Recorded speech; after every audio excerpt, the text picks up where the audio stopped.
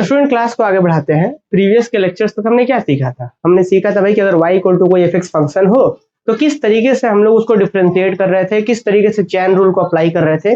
Simply अगर कम शब्दों में कहें हम, तो हमने सीखा है कि अगर y इक्वल टू fx कोई फंक्शन हो तो किस तरीके से हम लोग dy बाई dx फाइंड करते हैं, किस तरीके से हम लोग d2y बाई dx2 फाइंड करते हैं, है ना, dy बाई dx कैसे फाइंड करते हैं, d2y बाई dx2 कैसे फाइंड करते हैं, या फिर और भी कोई ऑर्डर का डेरिवेटिव, थर्ड ऑर्डर का डेरिवेटिव कैसे फाइंड करते हैं। और सबसे इंपॉर्टेंट हम प्रीवियस के क्लासेस तक ये सिखाना चाह रहे थे कि भाई डेरिवेटिव का और डिफरेंशिएशन का मतलब क्या है, और सबसे इंपॉर्टेंट चैन रूल क्या है। चैन रूल किस तरीके से कोई फंक्शन में चैन रूल अप्लाई करके हम डिफरेंशिएट कर रहे थे। एक बार आप लोग कमेंट करके बता दीजिए। देखिए, आप चाहे रांची यूनिवर्सिटी से हो, चाहे VVU से हो, चाहे SKMU से हो, चाहे BBMQ से हो, ये सब टॉपिक आपको पढ़ना ही पढ़ना है सेमेस्टर 1 में, है ना। चलिए फिलहाल अभी मुझे ये बता दीजिए कि क्या क्लियर है सबको? अभी जो मैंने लास्ट के लेक्चर्स तक सीखा है चैन रूल कैसे हम अप्लाई करते हैं क्वेश्चंस पे, क्या क्लियर है? और अगर चैन रूल क्लियर है तो आज हम लोग सीखेंगे सक्सेसिव डिफरेंशिएशन। सक्सेसिव डिफरेंशिएशन में क्या होगा कि एक फंक्शन को लगातार डिफरेंशिएट करना हम लोग सीखेंगे। जैसे एक बार करेंगे क्या होगा, एक बार और करेंगे तो क्या होगा, और एक बार करेंगे तो क्या होगा। हम देखेंगे कि भाई किसी फंक्शन को बार बार डिफरेंशिएशन करने से एक रूल आ जाएगा। मतलब एक बार किए कुछ रूल मिल जा रहा होगा, 2 बार 3 बार ऐसा करके कुछ रूल मिल जाएगा, और रूल मिलने के बाद हम देखेंगे कि भाई हाँ n बार करेंगे तो ऐसा ही होगा, हर बार ऐसा ही होगा। तो n बार एक रूल मिल जाएगा, जनरल रूल मिल जाएगा। जनरल रूल में हम डायरेक्ट पता कर पाएंगे, हाँ भाई जनरल रूल मिल गया, तो उस रूल से कह पाएंगे कि ये जो रूल है अब 10 बार करना है 10 रख दीजिए, n के जगह पर निकाल दीजिए, 20 रखना है 20 बार कर दीजिए, निकाल दीजिए, डायरेक्ट बिना डिफरेंशिएशन किए। तो सक्सेसिव डिफरेंशिएशन में हम क्या करते हैं, सक्सेसिवली लगातार डिफरेंशिएशन करके जनरल रूल को फाइंड करते हैं। चलिए हम एक बार देख ले, क्लियर है सबको?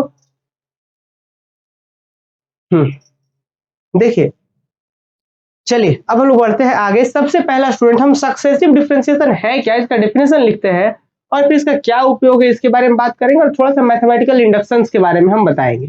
ठीक है, चलिए देखिए सक्सेसिव डिफरेंशिएशन के बारे में हम समझाते हैं। आप पहले डेफिनेशन लिख लीजिए। Successive differentiation is a process, यहाँ पे चलिए हम इसी को कॉपी करके लिख लेते जल्दी से, आप लोग भी लिखिए। Successive differentiation is a process, देखिए successive differentiation is a process of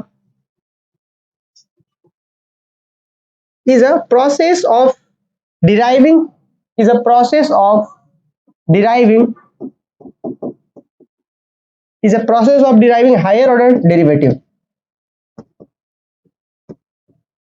higher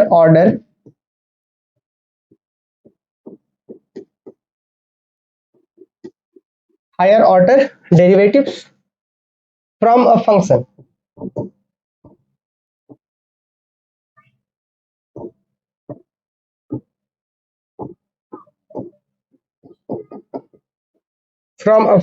by sequential differentiating.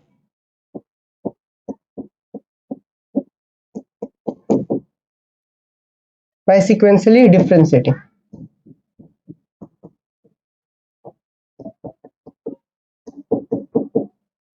By sequentially differentiating. अब ये हमने क्या लिखा है स्टूडेंट, थोड़ा सा इसको समझेंगे और इसके बाद हम जानेंगे थोड़ा सा मैथमेटिकल इंडक्शंस के बारे में। तो उसको नोट करके हम लोग लिखेंगे उसको, और फिर टॉपिक को आगे बढ़ाएंगे। देखिए अभी तक हमने क्या लिखा है, थोड़ा सा इसको समझते हैं। हमने क्या लिखा है स्टूडेंट, सक्सेसिव डिफरेंशिएशन। अब जैसे क्या होता है, जैसे मान लीजिए कि आपको कोई फंक्शन है, यहाँ पे मान लीजिए y इक्वल टू कोई fx फंक्शन दिया हुआ है। इस फंक्शन को हमें 10 बार डिफरेंस मतलब हायर ऑर्डर डेरिवेटिव निकालना है, इसको डिराइविंग हायर ऑर्डर डेरिवेटिव। ठीक है, हायर ऑर्डर डेरिवेटिव निकालना हो मींस मान लीजिए आपको y5 निकालना हो, तो क्या करना पड़ेगा, सक्सेसिवली लगातार डिफरेंशिएशन करना पड़ेगा 5 बार। तो वही, तो यहाँ पे वही बोला गया है कि सक्सेसिव डिफरेंशिएशन क्या है, तो successive differentiation is a process, किसका प्रोसेस है, of deriving higher order derivative. कि हायर ऑर्डर डेरिवेटिव को डिराइव करने का ये प्रोसेस है सक्सेसिव डिफरेंशिएशन। तो देखिए successive differentiation is a process of deriving higher order derivatives from a function by sequentially differentiating. Sequentially मतलब 1 बार 2 बार 3 बार 4 बार ऐसे डिफरेंशिएशन करके निकालते जाता है, उसको सक्सेसिव प्रोसेस को सक्सेसिव डिफरेंशिएशन बोलते हैं। क्लियर है बात? अच्छा अब बात है क्या स्टूडेंट, थोड़ा सा समझना है। यहाँ पे एक लॉजिक हम आपको बताना चाहते हैं। देखिए मान लीजिए कि कहीं पर y is equal to fx लिखा हुआ है, ठीक, हमने इसको एक बार डिफरेंशिएशन किया, y1 समथिंग आ गया, हमने देखा कुछ लॉजिक होने लग रहा है, कुछ लॉजिक फॉलो कर रहा है। एक एग्जाम्पल के साथ साथ समझते हैं हम लोग, देखिए साथ साथ एक एग्जाम्पल के समझते हैं। मान लीजिए इसको लिखना नहीं है अभी, y इक्वल टू मान लीजिए e to the power ax है, ठीक, एक फंक्शन है अपने पास e to the power x, general message समझिएगा, मान लीजिए y इक्वल टू fx है और एक बार डिफरेंशिएशन के कुछ फंक्शन आया, इसको एक बार डिफरेंशिएशन करें क्या आएगा जी, एक बार डिफरेंशिएशन करेंगे तो e to the power x का differentiation e to the power ax ही रहेगा, फिर ax का चैन रूल के हिसाब से, लास्ट के लेक्चर में इसीलिए तो सीखा था हमने कि चैन रूल अप्लाई कर सके, तो अब चैन रूल के हिसाब से हम e to the power x का डिफरेंशिएशन वही हो गया e टू द पावर, फिर अब ax का डिफरेंशिएशन क्या होगा a, उसको आगे लिख देते हैं, तो a into e to the power x हो गया y। अब देखिए मान लीजिए कि भाई कोई फंक्शन था, एक बार डिफरेंस किया तो कुछ आया, जैसे यहाँ एग्जांपल के तौर पे ये फंक्शन है, एक बार किया तो ऐसा आ गया, आप एक लॉजिक देखिए तो लॉजिक मिल रहा है आपको। चलिए एक बार और कर लेते हैं तो देखेंगे आगे कुछ लॉजिक। मान लीजिए y2 की एक बार और डिफरेंशिएशन, तो ये हो गया y2, यहाँ पे क्या होगा a कांस्टेंट है बाहर, e to the power x का डिफरेंशिएशन कितना हो जाएगा e to the power x ही रहेगा, और x का डिफरेंशिएशन फिर से a, तो a इंटू a, यहाँ पे a स्क्वायर दे देते हैं। लॉजिक मिल गया क्या, लॉजिक मिल रहा है। फिर 3 बार करेंगे तो फिर से a स्क्वायर बाहर, यहाँ पे e to the power x का डिफरेंशिएशन वही हो गया, और फिर एगो a आएगा चैन रूल से, तो फिर उस a को यहाँ यहीं लिख देते हैं, तो हमको एक लॉजिक मिल गया। लॉजिक क्या है, एक बार कर रहे हैं तो a का power 1 e to the power x, दो बार करें तो a का power 2 e to the power x, 3 बार करें तो a का power 3 e to the power x, 4 बार करेंगे तो मुझे नहीं लगता कि अब आपको डिफरेंशिएशन करना है, अब लॉजिक ही मिल चुका है, तो आप बोल पाएंगे सर a का पावर 4 होगा e to the power x होगा, नो डाउट।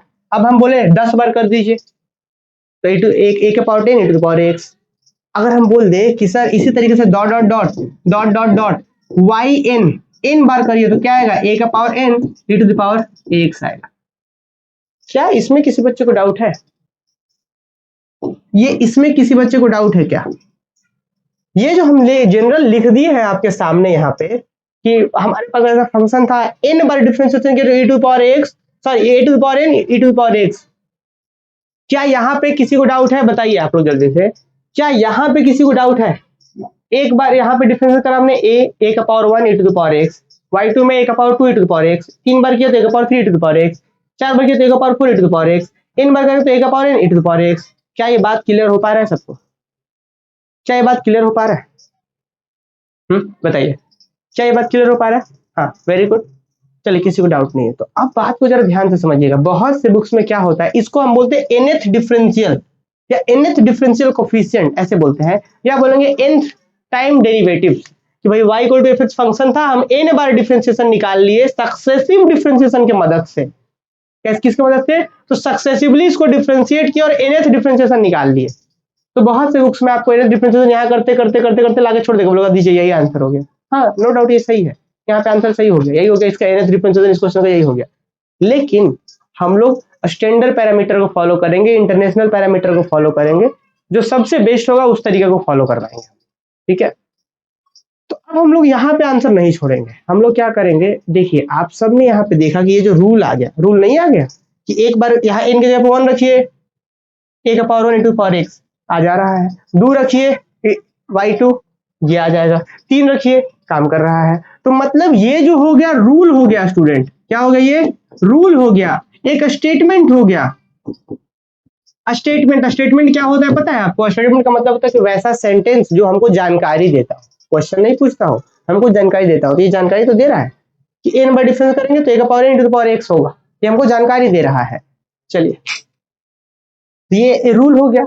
अब मैथमेटिकल इंडक्शन का क्या मतलब है पता है आपको, मैथमेटिकल इंडक्शन का काम ये होता है कि रूल को या स्टेटमेंट को वेरीफाई कर देता है कि हाँ ये वाला जो है इतना के लिए काम कर रहा है, किसके लिए, नेचुरल नंबर के लिए। जैसे अगर हम आपसे क्वेश्चन पूछे कि क्या ये जो रूल है, क्या ये जो स्टेटमेंट है इस फंक्शन का एक बार डिफरेंशिएट करके दे देगा, तो हाँ sir n equal to 1 put कर दिए दे देगा। 2 बार करेंगे तो क्या 2 बार डिफरेंशिएट दे देगा, हाँ दे देगा। 3 बार वो भी दे देगा, 4 बार दे देगा, 5 बार दे देगा, 6 बार, 7 बार, 8 बार, 9 बार, कितना तक देगा।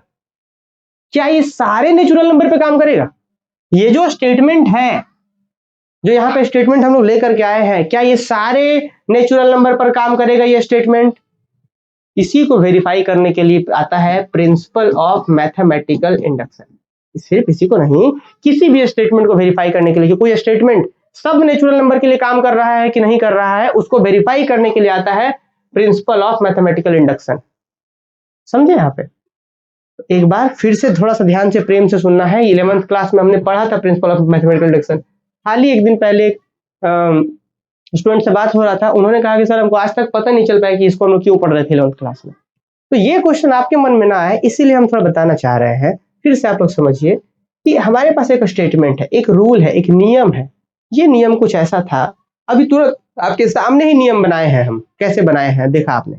ये नियम था कि अगर n इक्वल टू 1 रखेंगे तो एक बार डिफरेंशिएशन दे देगा, 2 रखिए 2 बार दे देगा, 3 रखिए 3 बार दे देगा। डिफरेंशिएशन करने के बराबर करना ही नहीं, आपको जरूरत नहीं है करने का।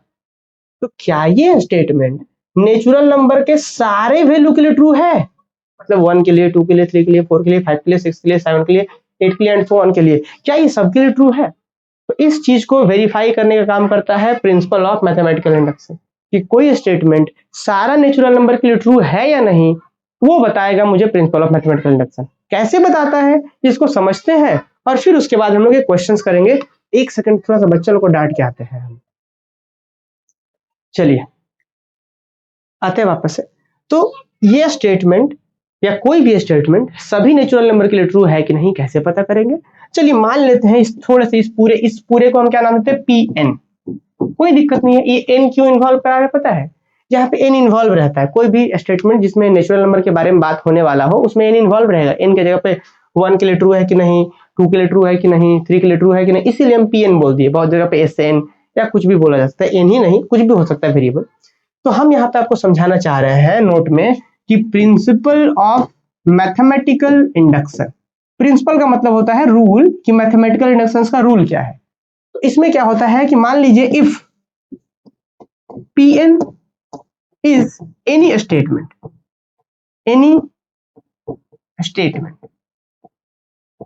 मान लीजिए कि Pn कोई स्टेटमेंट है, जैसे कि यहाँ पे स्टेटमेंट हमारे पास ये था। स्टेटमेंट का मतलब रूल, नियम।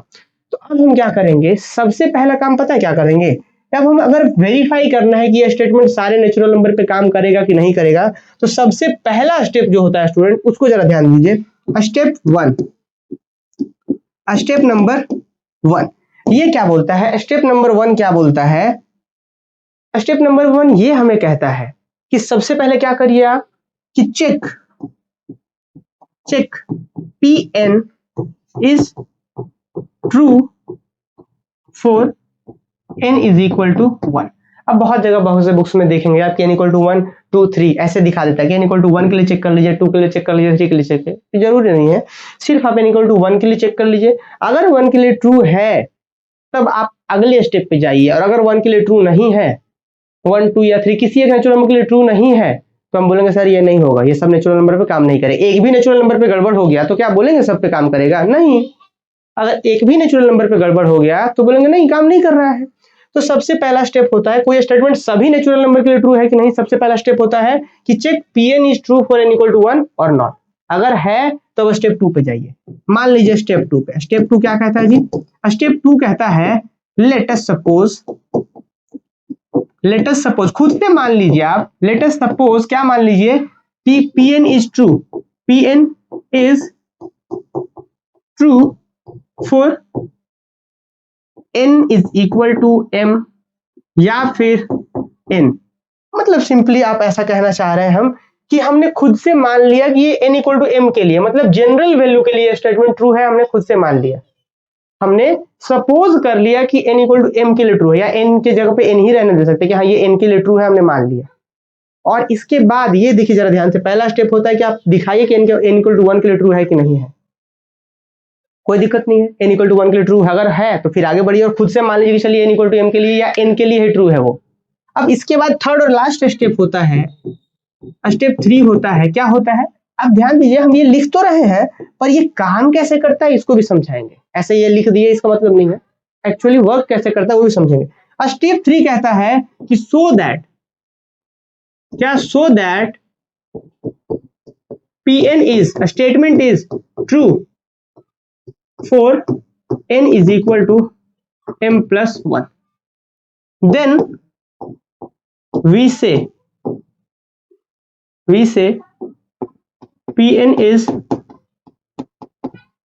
true for all n belongs to set of natural number।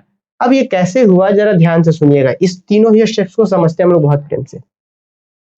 देखिए स्टूडेंट, मान लीजिए यहाँ पे थोड़ा रफ वर्क करते हैं। मान लीजिए कि कोई एक स्टेटमेंट है Pn, ठीक।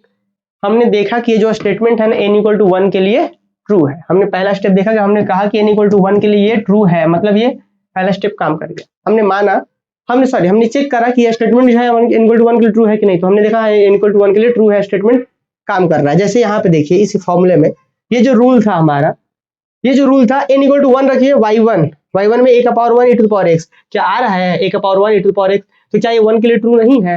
मतलब ये जो फॉर्मूला था n सब डिफरेंसेस निकालने के लिए 1 पे काम कर रहा है कि नहीं कर रहा? हाँ जी कर रहा है, ये n इक्वल टू 1 के लिए ट्रू है।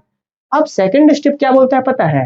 स्टेप 1 तो अगर मान लीजिए कोई स्टेटमेंट मान रहे हैं n इक्वल टू 1 के लिए ट्रू है, तो आप खुद से मान लीजिए, क्या अगला स्टेप में खुद से मान लीजिए कि n इक्वल टू m के लिए वो ट्रू है। खुद से माना हमने खुद से मान लिया कि n इक्वल टू m के लिए ट्रू है, हमने सपोज कर लिया। इसको क्या करा हमने?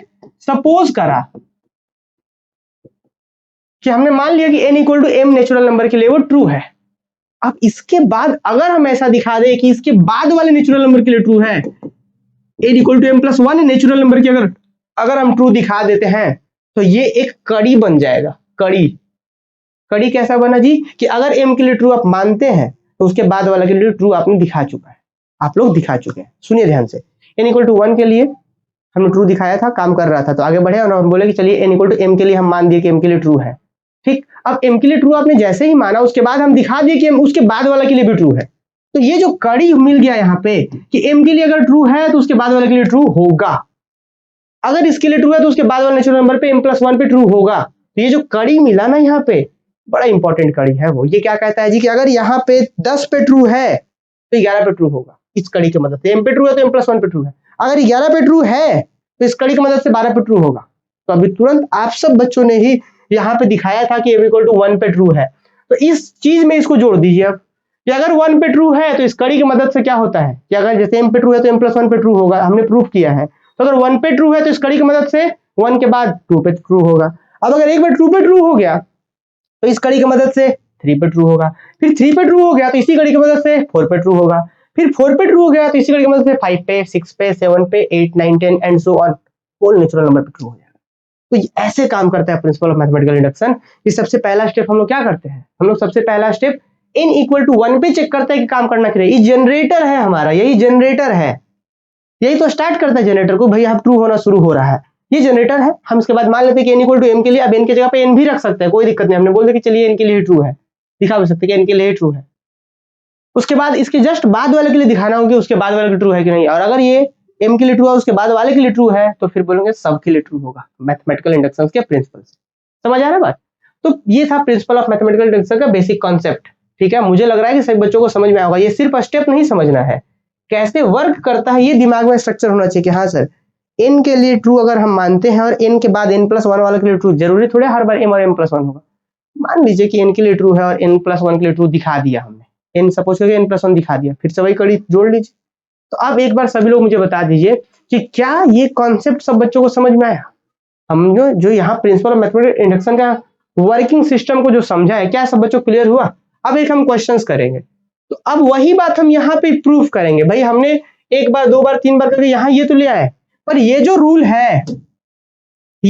है ये सभी नेचुरल नंबर के लिए काम कर रहा है कि नहीं कर रहा है, इसको चेक करना होगा, तब जाकर के फाइनल आंसर बोलेंगे कि हाँ जी ये जो आंसर है वो सब नेचुरल नंबर के लिए है।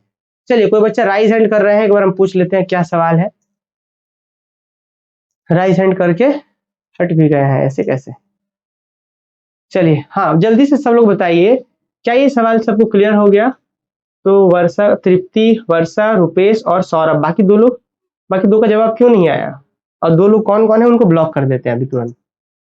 और एक है राजू कुमार, इनको पहले ब्लॉक करते हैं। और एक है Ravi Mishra.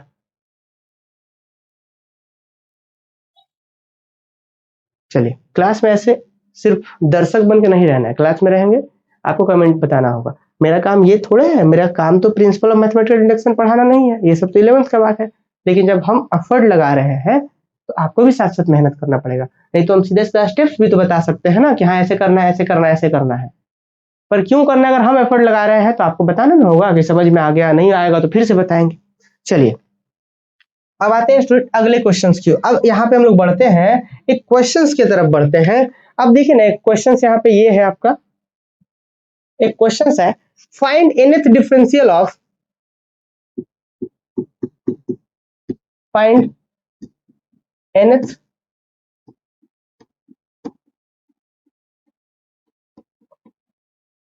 Differential of to the power m।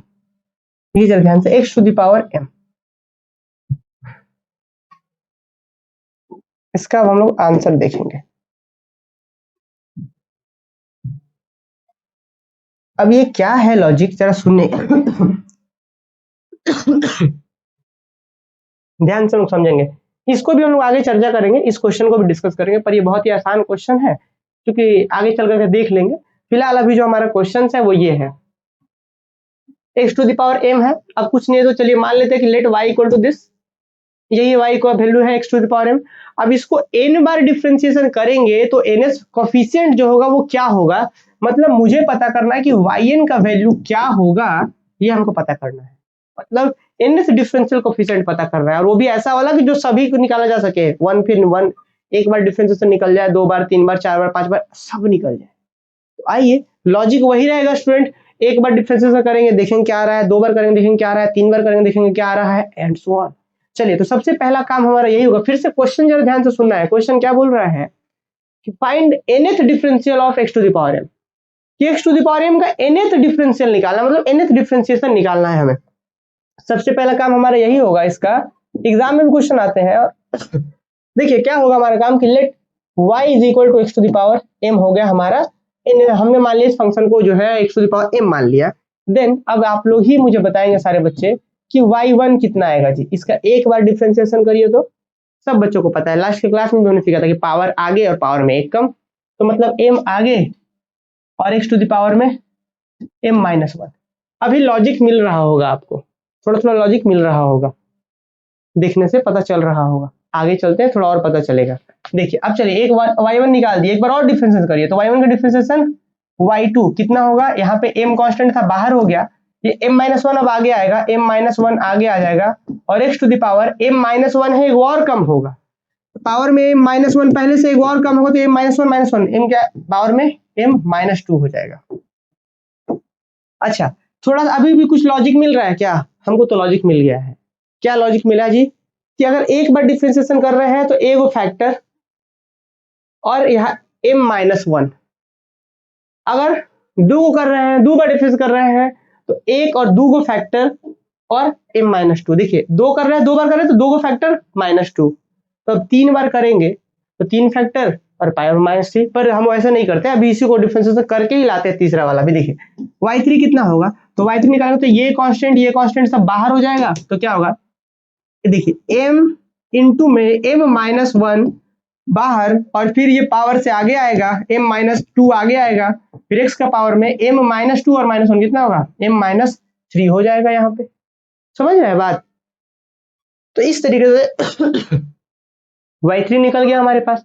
अब आप एक चीज नोटिस करिएगा कि हो क्या रहा है, यहाँ पे अगर तीन है तो एक कम होके माइनस हो रहा है। एक देखिए, एक फैक्टर, दो फैक्टर, तीन फैक्टर, तो तीन है तो तीन फैक्टर तो है, और यहाँ पे एग्जैक्टली तीन है तो तीन माइनस हो रहा है। लेकिन इस तीसरे फैक्टर के, अंतिम वाले फैक्टर के लास्ट में एक कम होके माइनस हो रहा है। देखिए दो तीन लॉजिक है, जितने लॉजिक है हमें समझने होंगे, तब ना हम जनरल वाला टर्म लिख पाएंगे। तो जरा देखिएगा ध्यान से, अगर यहाँ पे दो है तो दो को फैक्टर तो है, पर लास्ट कहाँ हो रहा है, ये इससे एक कम होकर के m माइनस वन, यहाँ टू है तो एक कम होकर के माइनस हो रहा है, और देखिए यहाँ वन है तो एक कम होकर माइनस वन, मतलब वन से कम एक तो जीरो, m माइनस जीरो हो रहा है। ठीक है, अब इसी तरीके से चलिए एक बार और कर लेते हैं डिफरेंशिएशन, तो ज्यादा अच्छे से लॉजिक समझ पाएंगे। जैसे मान लीजिए y4 करते हैं हम, चौथी बार करते हैं डिफरेंशिएशन, तो चौथी बार करेंगे तो क्या होगा, ये पूरा कांस्टेंट बाहर, m into m minus one into m minus two constant बाहर, और ये क्या आएगा, m माइनस थ्री आगे आ गया, और x टू द पावर क्या हो जाएगा, m माइनस फोर होगा, x का पावर में m माइनस फोर हो जाएगा। समझ पा रहे हैं यहाँ पे बात? अब फिर से लॉजिक वही है। तो ये जो लॉजिक है, ये जो स्टेटमेंट आया, वो स्टेटमेंट आपके दिमाग में तो आ गया होगा। क्या स्टेटमेंट क्या है जी, कि भाई जो भी हम डिफरेंस करते जा रहे हैं तो लॉजिक ये है कि अगर चार है तो चार को फैक्टर होगा, और वो फैक्टर खत्म कहाँ होगा, चार है तो एक कम फैक्टर खत्म होगा, और x का पावर में m माइनस फोर होगा। तो ये लॉजिक तो मिल गया। ये स्टेटमेंट जो हम pn की बात कर रहे थे, यहाँ पे जो हम स्टेटमेंट Pn की बात कर रहे थे वो मुझे मिल चुका है, ये जो स्टेटमेंट का बात कर रहे हैं वो मिल चुका है, वो मेरे दिमाग में है। आप देख लीजिए यहाँ पे वो स्टेटमेंट मुझे मिल चुका है। अब हम खुद से सपोज कर लेंगे क्या कि लेट अस सपोज दैट वो जो दिमाग में स्टेटमेंट था कि वो स्टेटमेंट n के लिए ट्रू है, हम खुद से मान लेंगे। ध्यान दीजिएगा यहाँ पे प्रिंसिपल ऑफ मैथमेटिकल इंडक्शन जो 11th 12th में पढ़ते थे कि सीधा सीधा वो स्टेटमेंट रहता था, नहीं, यहाँ पे थोड़ा लॉजिकल है, वो दिमाग में स्टेटमेंट है कि हाँ वो जो लॉजिक है चल रहा है, एक बार किए, दो बार किए, तीन बार किए, चार बार किए, तो हम यहाँ खुद से मान लेंगे चलिए कि वो जो लॉजिक है n के लिए ट्रू है। तो लेट अस सपोज दैट, हम क्या मान लेंगे, लेट अस सपोज दैट, खुद से सपोज कर लेते हैं कि भाई अगर इसी तरीके से हम कंटिन्यू करते जाएंगे, ऐसे ही कंटिन्यू करेंगे, हम ऐसे ही कंटिन्यू करेंगे, तो लेट अस सपोज दैट, हम खुद से सपोज कर लेंगे, लेट अस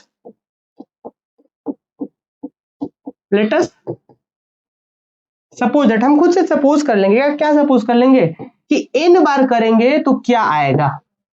भाई ये जो लॉजिक है उसी को हम खुद से मान रहे हैं कि वो लॉजिक n के लिए ट्रू हो रहा है, हम खुद से मान रहे हैं कि भाई एक बार किए, दो बार किए, तीन बार किए, चार बार किए, तो ऐसा लॉजिक जो चल रहा था वो लॉजिक n के लिए ट्रू है, हम खुद से सपोज कर रहे हैं। अगर प्रिंसिपल ऑफ मैथमेटिकल इंडक्शन के कॉन्सेप्ट में जाएंगे तो हम ये हमने खुद से चेक कर लिया है कि हाँ 1 के लिए ट्रू है वो लॉजिक, जो लॉजिक मेरे दिमाग में था कि 1 होगा तो एक फैक्टर, अब एक कम होकर के 0 हो रहा है उस फैक्टर में, फिर x का पावर में m में से वही 1 घटेगा, तो 1 के लिए ट्रू तो है ही वो लॉजिक, 2 के लिए भी ट्रू है, 3 के लिए भी ट्रू है, 4 के लिए भी ट्रू है। तो हमने मान लिया कि लेट अस सपोज दैट जो yn है वो इस तरीके से काम करेगा, m इंटू m माइनस 1 घटते जा रहा है, m माइनस 2, फिर m माइनस 3, यहाँ तो चलेगा ही m माइनस 3, कहाँ तक ये गुना होगा। तो हमें पता है कि अगर यहाँ n है, जैसे यहाँ पे 4 है तो 4 से एक कम होकर माइनस हो रहा था, 3 है तो 3 से कम होकर लास्ट फैक्टर माइनस हो रहा था, m minus 1, m minus 2, m minus 3 कहाँ तक, तो m में से घटेगा कौन, एक कम होकर के घटेगा। ये बात समझ पा रहे हैं, जैसे यहाँ पे 4 है तो एक कम हो गया, 3 हो गया, m में से एक कम होकर घट रहा था, 4 में से एक कम होकर 3 होकर घट रहा था, n है तो एक n में n माइनस 1 होकर घटेगा m में से। अच्छा उसके बाद क्या, x का पावर में कितना होगा, जैसे यहाँ पे 4 है तो m माइनस 4, 3 है तो m माइनस 3, या x का पावर में कितना होगा कमेंट करके बताइए आप लोग। चलिए हाँ वेरी गुड, यहाँ पे आप कमेंट करके बताइए यहाँ पे कितना होगा। चलिए यहाँ पे कितना होगा, x का पावर में कितना होगा बताइए। चलिए m minus 1, m minus 2, m minus 3, अब ये बात समझ पा रहे हैं कि यहाँ 4 था तो एक कम होकर घट रहा था, 3 था तो एक कम होकर घट रहा था, 2 था तो एक कम होकर घट रहा था, 1 में भी एक कम होकर घट रहा था लास्ट फैक्टर में, इस तरीके से n में एक कम होकर घट रहा है m माइनस में से। और देखते हैं m माइनस n रुपेश का आया, बाकी दो लोग को तो ब्लॉक कर दिए हैं, बाकी दो लोग बताइए, सौरभ का है और एक बच्चा और है, तृप्ति का भी आ गया, वेरी गुड। तो यहाँ पे पावर कितना होगा जी, m माइनस n होगा, समझ पा रहे हैं ना, 4 है तो 4। तो ये जो लॉजिक आया थोड़ा सा इसको चाहे तो और सिंप्लीफाई कर सकते हैं आप, माइनस n और माइनस माइनस प्लस 1 हो जाएगा, तो यहाँ पे कितना आएगा, अगर इसको थोड़ा सा हम सिंप्लीफाई कर ले, हालांकि किया गया भी है, तो देखिए ना हम आप ही लोग के सामने सिंप्लीफाई कर लेते हैं इसको, देखिए तो दैट इज yn रहेगा ऐसे ही m minus 1, m minus 2, m minus 3, dot dot dot, जो अंतिम फैक्टर होगा m माइनस n, देखिए माइनस इसे होगा तो माइनस n और माइनस माइनस प्लस 1, तो माइनस n और प्लस 1, और यहाँ x टू द पावर में m minus n।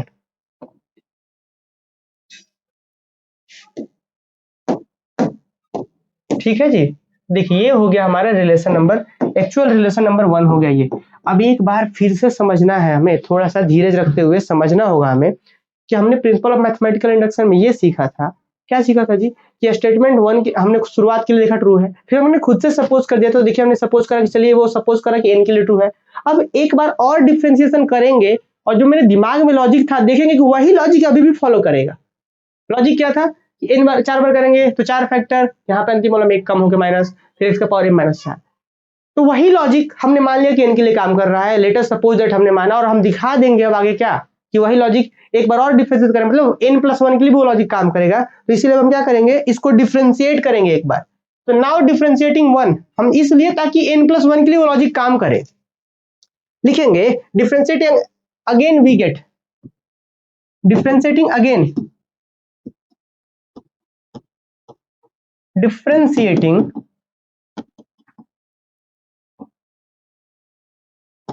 Again we get, जब हम एक बार और डिफरेंशिएट करेंगे तो क्या मिलेगा जी, इधर मिलेगा हमें yn प्लस 1, क्या कोई दिक्कत है, देखिएगा हम क्या कर रहे हैं, इसी को डिफरेंशिएट कर रहे हैं, वाई एन को करेंगे एक बार तो वाई एन प्लस वन आ जाएगा, हमारे पास क्या आएगा Y N plus one.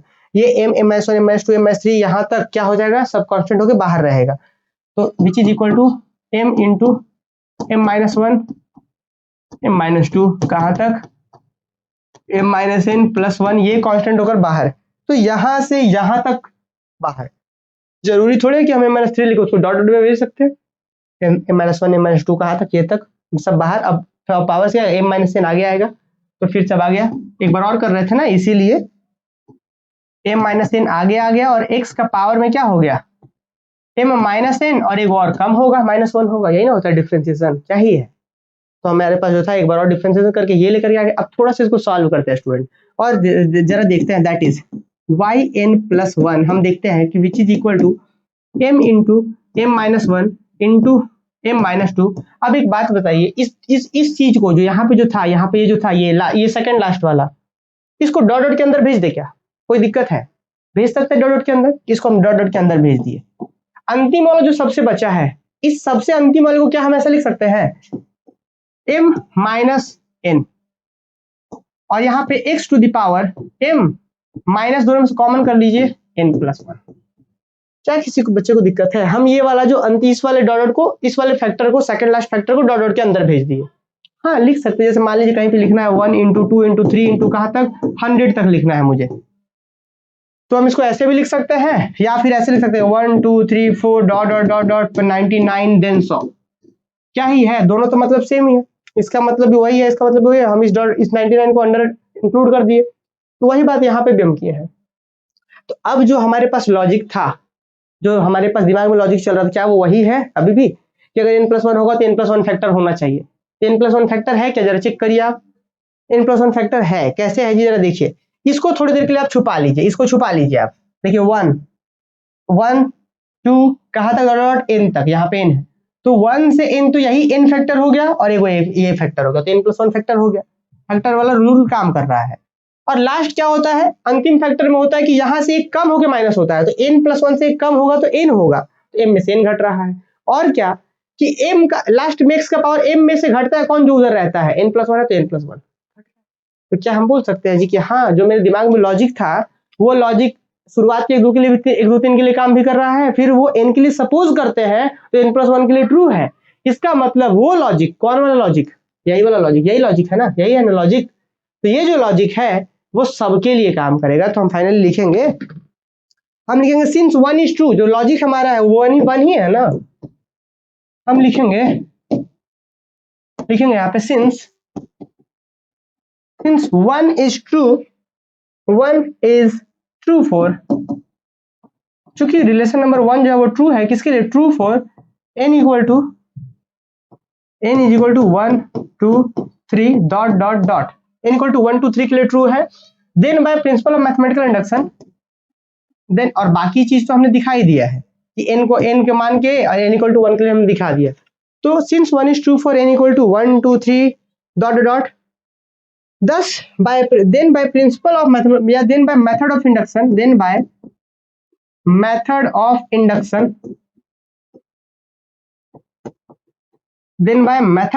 induction, it is true for all n,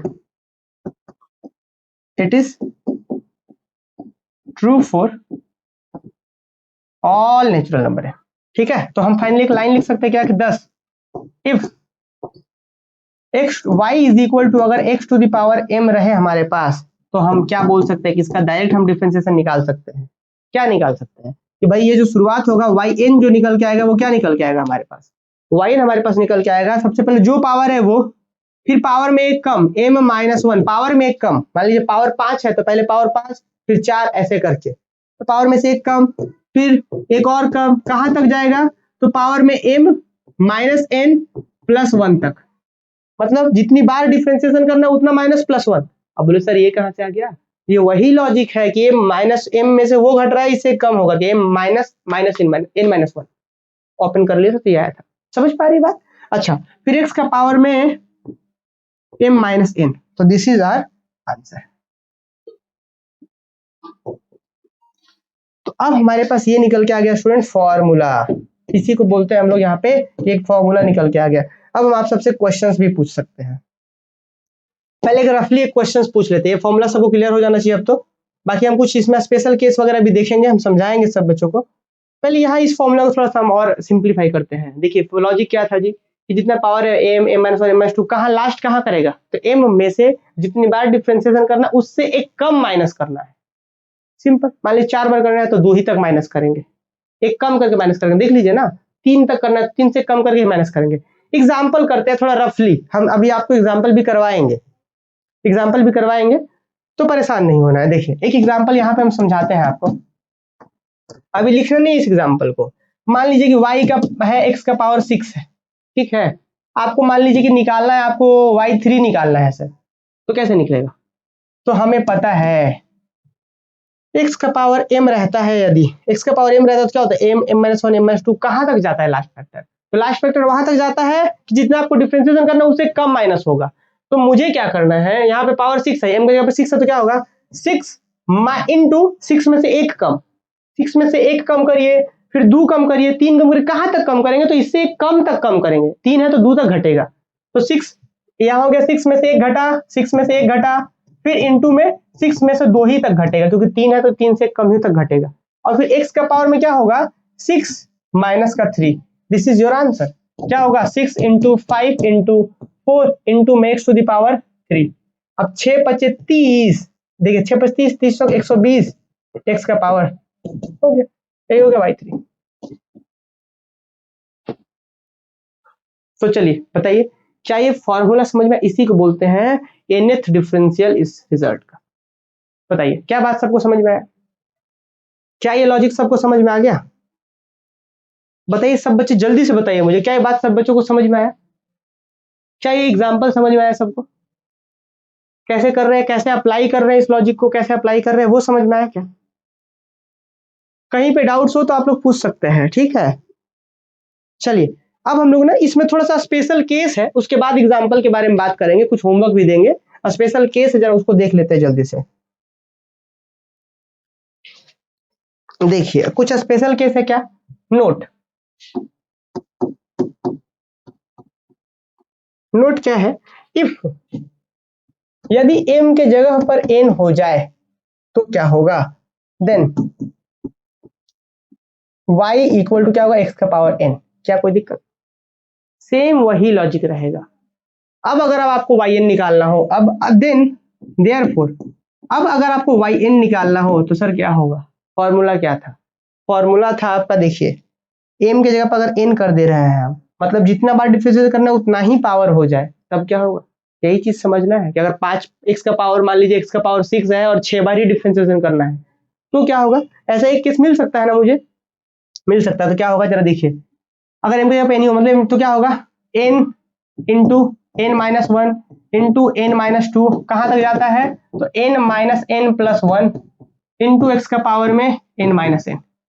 ध्यान दीजिएगा थोड़ा सा, हम आप लोग के लिए क्या कर देते हैं, यहाँ पे आप ध्यान देंगे तो यहाँ पे जो n है, ये वाला n, ये सब जो n है, ये वाला n पावर वाला है, पावर वाला, ये भी पावर वाला और ये भी पावर वाला, जो पीला पीला से हम कर दिए हैं टच वो पावर वाला n है, और कितना बार डिफरेंशिएट करना है वो है ये, समझ पा रहे, m माइनस n होता था।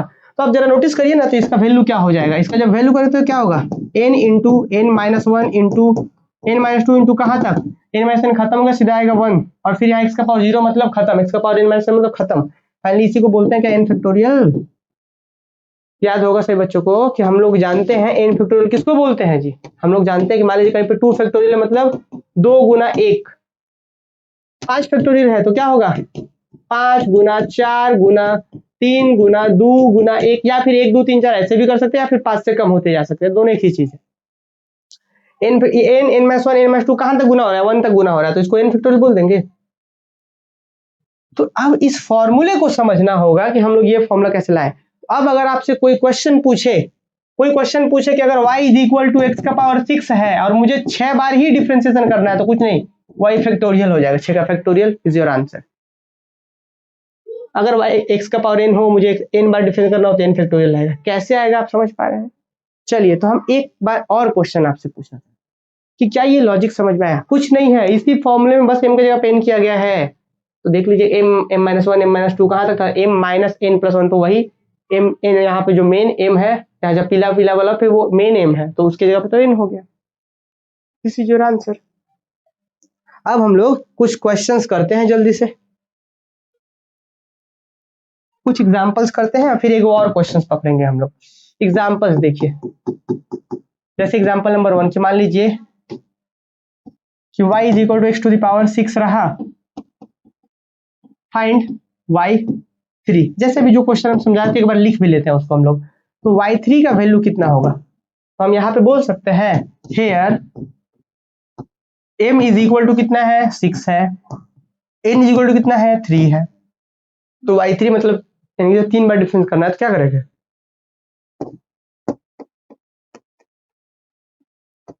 2 तक ही होगा। फिर y का पावर कितना होगा m माइनस एन, मतलब 6 माइनस 3। फाइनली सॉल्व कर लीजिए, कितना होगा 6 गुना 5 गुना यहाँ पे घटेगा तो 4 इंटू में y का पावर 3, 6 5 30 चौक 120, 120 x होगा ना यार, यहाँ पे तो यहाँ पे x ना होगा, ये x लिखा हुआ है ना, x का पावर ये है तो x का पावर 3। चलिए बताइए सब बच्चे, क्या ये बात क्लियर है? एक क्वेश्चन बात समझ में आया सबको? अगर मान लीजिए कि y का power y is equal to x का पावर 8 है और आपसे पूछ दिया गया find y8,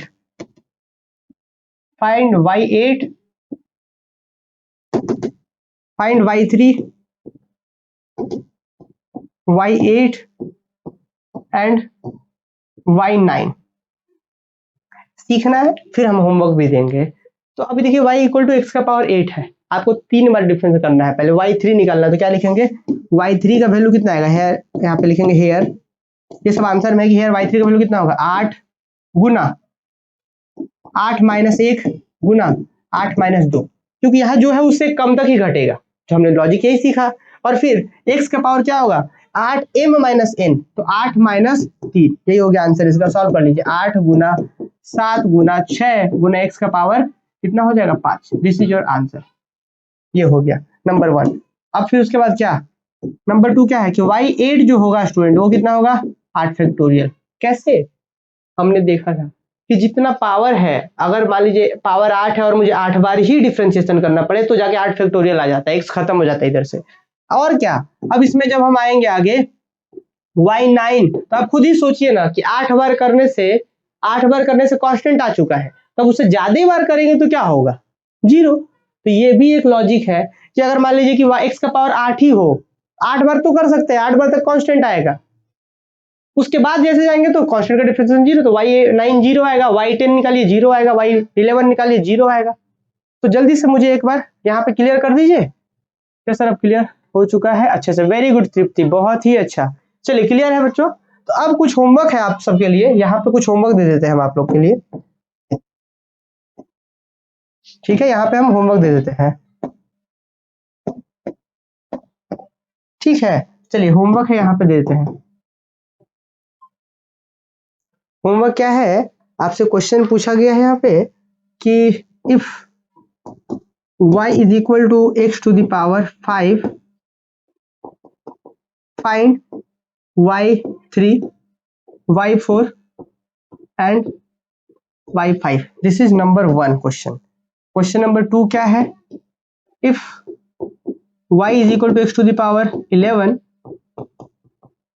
find y3, y7 and y11। ये अपना 2 क्वेश्चन है, इस दोनों ही क्वेश्चन को हमें सॉल्व करना है। मुझे उम्मीद है कि सारे बच्चे सॉल्व भी करेंगे, ठीक है। चलिए अब जल्दी से क्वेश्चन पर लिख लीजिए, फिर आगे बढ़ते हैं हम लोग अगले क्वेश्चन की ओर बढ़ेंगे। आज थोड़ा सा लंबा क्लास लेते हैं, 5-10 मिनट हम ज्यादा क्लास लेते हैं, ठीक है। चलिए जल्दी से यहाँ तक बढ़िए, फिर आगे बढ़ेंगे, एक दूसरे क्वेश्चन के ऊपर हम लोग बात करते हैं स्टूडेंट।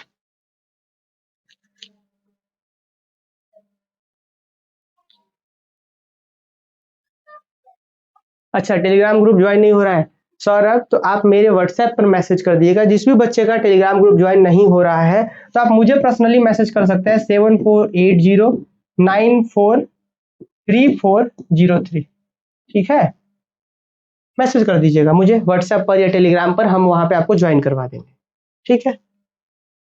आते हैं आगे जी। अब अगले क्वेश्चंस के ऊपर आते हैं। अब एक जैसे अभी हमने क्या करा था स्टूडेंट, अभी हमारे पास था y is equal to x to the power m था, हमने इसका yn निकाला। अभी मुझे लगता है कि सबको समझ में आ गया होगा ये क्वेश्चन किस तरीके से yn निकाला गया। सेम लॉजिक अब हमेशा रिपीट करते रहेंगे। हाँ ध्यान रहे कुछ बुक्स में शॉर्टकट भी होता है, शॉर्टकट पे नहीं जाना है आपको, ठीक है। ये जो हम लोग मेथड फॉलो किए वो इंटरनेशनल एक्सेप्टेबल मेथड है, जिसमें हम लोग वेरीफाई भी कर रहे हैं कि हाँ ये सबके लिए ट्रू होगा। नहीं तो आंसर तो यहीं तक आ गया था, देखिए तो नहीं तो आंसर तो हम लोग यहीं तक निकाल लिए थे, यहीं तक तुरंत ही निकाल लिए थे 4 बार में, पर हम लोग वेरीफाई किए हैं। आप लोग को भी करना है ऐसा। अगला क्वेश्चन देखिए, नंबर 2 क्वेश्चन नंबर 2 क्या बोलता है, nth डिफरेंशियल ऑफ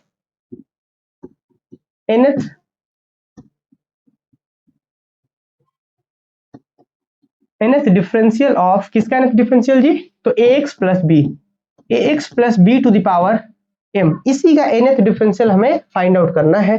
तो सेम सॉल्यूशन में क्या करेंगे स्टूडेंट, सबसे पहले सेम प्रीवियस के जैसा है कि let y is equal to ax plus b, पिछले बार के ही जैसा है, बस पिछली बार x का पावर m था, इस बार ax प्लस बी का पावर m है। तो हम ये हमारे पास y आ गया है। एक बार डिफरेंशियल करते हैं, कुछ लॉजिक ढूंढते हैं, फिर देन आप बताइए यहाँ पे देन y1 इक्वल टू क्या होगा जी, सबसे पहले पावर आगे, फिर ax प्लस बी का पावर कितना m-1, और फिर आप बताइए इसका चैन रूल देंगे ना, क्योंकि हमने तो पढ़ा था कि x का पावर m का फॉर्मूला जानते थे, पर x तो आता ही नहीं था, ax प्लस बी था, तो उसका उसके ऊपर x मान करके तो हम काम कर दिए, चैन रूल जो हमने सीखा था लास्ट क्लास में, m आगे इसका पावर m-1। अब इसका जब चैन रूल से देंगे ax प्लस बी का, आप चैन रूल से डिफरेंशिएशन करेंगे x के रिस्पेक्ट में, तो ax का डिफरेंशिएशन कितना a और प्लस बी का डिफरेंस कितना 0, तो a प्लस 0 जब सिर्फ a लिखेंगे तो यहाँ कितना होगा a होगा, ठीक है। तो हम इसी को थोड़ा सा रीअरेंज करके लिख ले क्या जी, कि हाँ y1 ये आ गया ना, इसका मतलब दैट इज हम लिख सकते हैं कि y is equal y1 equal to a, पहले लिख लीजिए a यहाँ पे m into ax plus b का पावर m-1। कुछ लॉजिक मिल रहा है, मिल रहा है मुझे। 1 a का पावर 1, एगो m फैक्टर एगो फैक्टर, इसका पावर में m-1। एक बार और करके देखते हैं ना। y2 अब निकालते हैं, तो इसका डिफरेंस करेंगे तो y2 यहाँ पे a as it is constant है बाहर, m कांस्टेंट है बाहर, इसका फिर पावर आगे आ जाएगा m-1, फिर ax प्लस बी का पावर में कितना होगा m-1 है, अब m-2 हो जाएगा। समझ पा रहे हैं, देखिए a बाहर m बाहर, इसका पावर m-1 आ गया है, m-1 में एक और कम करें तो m-2 हो जाएगा, और इंटू में x प्लस बी का फिर से चैन रूल से करेंगे डिफरेंशिएशन, तो एगो a आएगा, तो उस a को यहाँ ना लिख करके हम दैट यहीं a इंटू a स्क्वायर कर दे, क्या कर सकते हैं। तो बात आप लॉजिक देख लीजिएगा, फिर से वही पुराना लॉजिक है, y2 मतलब a का पावर 2 और 2 को फैक्टर, और फैक्टर का लास्ट का हो रहा है, इससे कम होकर के लास्ट हो रहा है, और इसका पावर m-2। तो y3 अगर निकालना चाहेंगे तो आप डिफरेंशिएशन करके निकालिए, चाहे इसी लॉजिक से लिख दीजिए। तो लॉजिक से लिखेंगे तो a का power 3 m into m-1 into में m-2, और फिर ax प्लस बी का पावर कितना m-3। अब बात समझ पा रहे हैं। तो अगर हम y4 लिखना चाहें तो वो भी लिख सकते हैं हम लोग। कैसे लिखेंगे जी, यहाँ पे होगा y4 क्या होगा a का पावर 4, और फिर ये m-1 m-2 m-3 तक जाएगा, 4 देखिए a का पावर 4 को फैक्टर हो गया, फैक्टर का अंतिम वाला एक कम होकर घट रहा है, फिर ax प्लस बी का पावर में m-4। तो ये जो लॉजिक मेरे दिमाग में आया है, ये जो हम इससे ही लॉजिक निकाले हैं, वो लॉजिक मान लेते हैं कि it is true for n। हम लेट अस सपोज दैट कर लेते हैं यहीं पे, लेट अस सपोज दैट, इसको लिखते हैं कि ये डॉट डॉट चलते जाएगा, dot dot dot dot dot dot, let us suppose that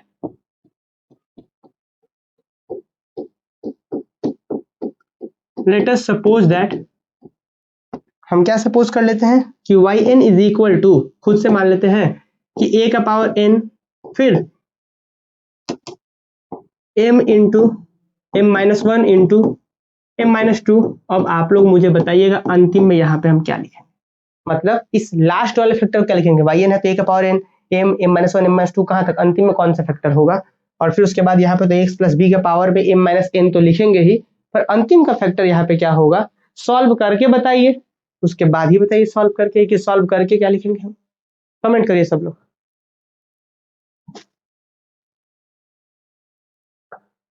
चलिए बताइए यहाँ पे अंतिम में, यहाँ पे मिस, यहाँ पे कौन सा फैक्टर लिखेंगे बताइए। y3 लिखेंगे, m-n+1 रुपीज का आया, फिर वर्षा का भी सही है, सौरभ का भी सही है। और सौरभ शर्म लिख दिए हैं कि शर्मा लिखना चाह रहे थे आप? SHARM ए भी होगा ना, हाँ तृप्ति, चलिए बहुत सही। तो हम लोग यहाँ पे क्या होगा, हम एक स्टेप स्किप कर दे क्या? यहाँ पे क्या होता है कि इससे एक कम होकर माइनस होता, यहाँ पे क्या होता है, यहाँ पे होता अपना m माइनस n माइनस 1 होता, इससे एक कम होकर माइनस होता। पर अगर इसको हम ओपन करेंगे स्टूडेंट तो क्या होगा, माइनस n प्लस 1 हो जाएगा, माइनस n प्लस 1।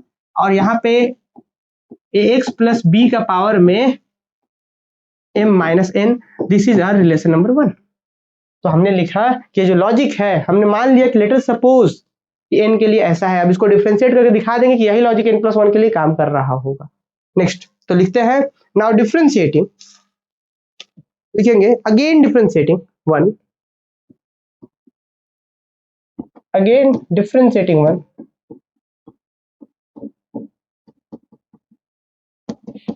Again differentiating 1 with respect to, again differentiating 1, बस इतना काफी है। वी गेट क्या मिलेगा जी, इधर मिलेगा अपने को y n प्लस 1 मिल जाएगा हमें। देख लीजिए कैसे हो रहा है, यहाँ पे yn का डिफरेंशिएशन एक बार करेंगे तो yn प्लस 1 हो गया, यहाँ पे ये सब बाहर, वहां तक बाहर, मतलब a का पावर n बाहर, m बाहर, m माइनस 1 बाहर, m माइनस 2 बाहर, और डॉट डॉट डॉट अंतिम में था m माइनस n प्लस 1, ये भी बाहर। तो यहां से यहां तक तो बाहर हो गया। अब इसका डिफरेंस करना, तो m माइनस n आगे आएगा और एक कम होगा पावर में, तो m माइनस n आगे आ गया, और यहाँ पे ax प्लस b का पावर में कितना होगा, m माइनस n और एक और कम हो जाएगा। समझ रहे हैं, यहाँ जो पावर में है उससे एक और कम हो जाएगा। इसी को रीअरेंज करके लिख लेते हैं, दैट इज y n प्लस 1 का वैल्यू कितना हो जाएगा, a का power n m into m minus 1 into m minus 2 dot dot dot, फिर से इस वाले फैक्टर को अंदर घुसा देते हैं हम लोग, डॉट डॉट के अंदर भेज देते हैं उसको, बचे कितना m माइनस n, और फिर अंतिम में क्या होगा ax प्लस b का पावर में m दोनों में से कॉमन कर लीजिए, माइनस माइनस दोनों में तो कॉमन कर लेंगे तो कितना होगा n प्लस 1। तो अब बताइए क्या ये वही लॉजिक है? अच्छा अच्छा अच्छा अच्छा, एक चीज छूट रहा था स्टूडेंट, यहाँ पे इनटू में यहाँ पे a छूट रहा था, क्योंकि भाई चैन रूल भी तो देंगे ना, x प्लस b का डिफरेंशिएशन चैन रूल से a होगा, और फिर यहाँ पे a का पावर n है और यहाँ पे a आ रहा है, तो क्या हो जाएगा, यहाँ पे मल्टीप्लाई करके n प्लस 1 हो जाएगा पावर। ठीक है, चलिए एक बार जल्दी से मुझे बता दीजिए कि क्या ये सबको समझ में आया यहाँ पे, बताइए। तो क्या ये वही लॉजिक नहीं है जो लॉजिक हम लोग जान रहे हैं, क्या वही लॉजिक है? लॉजिक जानते थे कि जितना बार करेंगे उतना a का पावर, और फिर उतना ही फैक्टर, और फैक्टर का लास्ट होगा इससे कम होकर। तो देखिए ना, यहाँ से जोड़िए m माइनस 1, ये पहला फैक्टर, दूसरा फैक्टर यहाँ n तक है, तो n फैक्टर यहाँ पे होगा, a, तो टोटल n प्लस 1 फैक्टर हो गया, और फिर जो है उससे कम हो गया, n प्लस 1 से कम होगा तो n, तो m माइनस n हो गया, और जो है वही ऊपर में माइनस होता था m में से। तो क्या हम बोल सकते हैं, since this relation 1 is true for n equal to 1 2 3, और फिर n सपोज करके n प्लस 1 के लिए ट्रू दिखा दिए, तो मैथमेटिकल इंडक्शन से ये सबके लिए ट्रू हो जाएगा। तो हम लिखेंगे यहाँ पे कि since 1 is true for n equal to 1 2 and 3, since relation 1 is true for 1 is true for n is equal to 1 2 3 dot dot dot, ये 1 2 3 इसके लिए ट्रू है, तो 10 by method of induction, 10 by method of induction, 10 by method of induction, it is true for all n, it is true for all n, कि ये सारे natural number true होगा। तो देयरफॉर हम क्या बोल सकते हैं जी, तो हम यहाँ पे ये बोल सकते हैं, 10 बोल सकते हैं हम ये कि 10 अगर y का वैल्यू ऐसा हो, 10 अगर y का वैल्यू ऐसा हो हमारे पास कि ax प्लस b का पावर में m हो, तो देयरफॉर yn जो निकल के आएगा हमारे पास क्या आएगा, अभी तुरंत आप लोग समझे, और इसको याद भी रखना होगा हमें, जब हम क्वेश्चन सॉल्व करवाएंगे तो वहां पे यूज करेंगे इसका हम, कि अगर x प्लस b का पावर m हो तो इसका डिफरेंस क्या होगा कि भाई a का पावर में n जो यहाँ पे है वही, और फिर उसके बाद क्या होगा कि m माइनस 1 कहाँ तक फिर गुना होगा, m माइनस 1 m माइनस 2, देख पा रहे हैं ना, इस तरीके से कहाँ तक जाता था, m माइनस n प्लस 1 तक जाता था। ठीक है, और फिर यहाँ पे ax प्लस b का पावर में m माइनस n। तो दिस इज आवर फॉर्मूला। अब यहाँ पे एक स्टेप्स भी आपको ध्यान से समझना होगा, आपको एक स्टेप भी समझना होगा कि n है तो n a का पावर n यहाँ पे जो है, फिर n फैक्टर हो रहा है और अंतिम फैक्टर m में से घट रहा है n से कम होकर के, सॉल्व करने के बाद ये आ रहा था और इसका पावर m माइनस। तो ये हमारा फॉर्मूला आ गया। अच्छा, अब सवाल आ सकता है कि अगर क्वेश्चन में ही यहाँ पे a की जगह पर 1 हो तब क्या करेंगे? अगर क्वेश्चन में ही यहाँ पे a की जगह पर 1 हो, a की जगह पर 1 हो तो क्या होगा, 1 का पावर n होगा, तो उसको लिखेंगे भी नहीं। अगर क्वेश्चन में ही यहाँ पे b की जगह पर 0 हो तो क्या होगा, तो जहां जहां b यूज हुआ है वहां लिखेंगे ही नहीं। तो बहुत ही आसान है। तो दो केस भी बनता है यहाँ पे हमारे पास, दो गो केस भी बनता है हमारे पास। देखिए यहाँ पे भी तो दो केस क्या क्या बनता है, जरा देखिए नोट। ये नोट आपको एग्जाम में नहीं लिखना है, ये सब क्वेश्चन आता है, कैसे आएगा एग्जाम में ये भी बताएंगे हम आपको। कि यदि सबसे पहला तो सवाल मेरा नोट में ये है कि if m is equal to अगर n हो जाए तब क्या होगा, देन y का वैल्यू कितना होगा, ax प्लस b का पावर कितना n। उस केस में इम्प्लाई दैट कि अगर y n जो होगा वो होगा हमारा a का power n into n minus 1 कहाँ तक जी,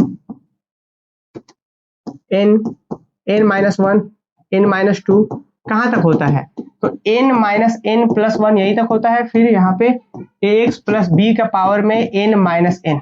याद करिए, अभी इस फॉर्मूले को अगर ध्यान से आप पढ़ रहे हैं बिल्कुल आपके दिमाग में छप सा गया होगा, क्योंकि हम लोग साथ साथ लिख रहे हैं इसीलिए।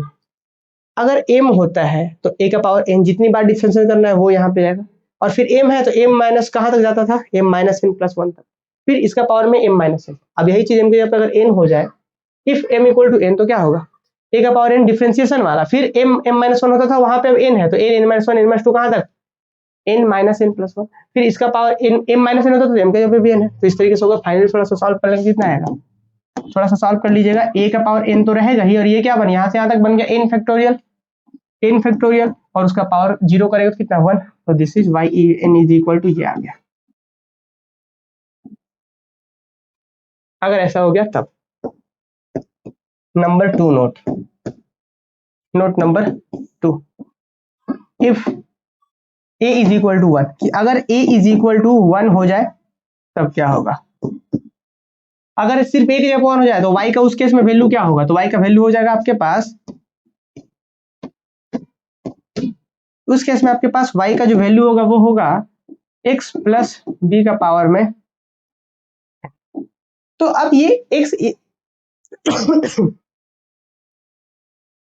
देखिए, तो इसको लिखने का कुछ खास आवश्यकता नहीं है, बस ये हम जस्ट नोट आपको बता दे रहे हैं कि अगर a की जगह 1 हो जाए तो क्या होगा। आप सब बच्चों को पता है कि a की जगह 1 होगा तो 1 का a का पावर 1 का पावर कर देंगे, तो इसको लिखना भी जरूरी नहीं है। ठीक है, एक ही नोट इंपॉर्टेंट था। अच्छा, b की जगह 0 हो जाएगा तो क्या करेंगे, जहां जहां b है वहां 0 पुट करेंगे। तो ये तो डिपेंड करता है, जब क्वेश्चन रहेगा तो हो सकता है कि आपको मिल जाए 2x प्लस 5, इसका पावर दे दे 3 और आपसे बोल दे, तो चलिए होमवर्क भी दे देते हैं हम आपको, यहाँ पे एक होमवर्क भी दे देते हैं। अब क्लास जो है शुरू करना होगा दूसरे सेमेस्टर का। देखिए, तो एक क्वेश्चन है homework, if y is equal to, मान लेते हैं कि 5x प्लस का 9 है और यहाँ पे पावर है 4, आपको फाइंड करना है, फाइंड y3 एंड y4। ये क्वेश्चन नंबर 1 हो गया हमारा, नंबर 1। नंबर 2 देते हैं, if y is equal to, मान लेते हैं कि 7x प्लस का 3 पावर में 5, आपसे क्वेश्चन पूछा गया है फाइंड y2 एंड y4। तो अब देख रहे हैं सक्सेसिवली डायरेक्ट डिफरेंशिएशन नहीं करेंगे, अब दैट तो फॉर्मूला निकाल चुके हैं।